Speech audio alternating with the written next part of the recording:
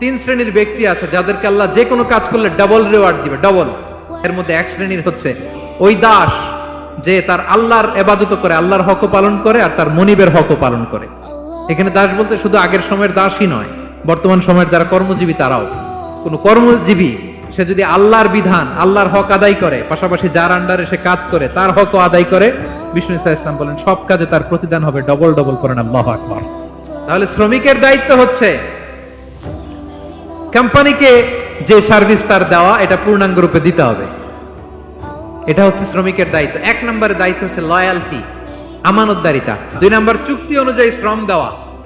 8 ঘন্টার যদি চুক্তি হয় আর আপনি যদি প্রতিদিন 6 ঘন্টা কাজ করেন, আপনি যে পারিশ্রমিক পাবেন এটা হালাল হবে? বলেন বলেন, আওয়াজ করে সবাই বলুন না, হালাল হবে না। একজন মালিকের 3 নম্বর অধিকার হচ্ছে আপনার সাধ্যের সবটুকু উজাড় করে দিয়ে কোম্পানির জন্য কাজ করতে হবে। কোনো কাজ করলে সর্বোচ্চ ওয়েতে করতে হবে, সবচেয়ে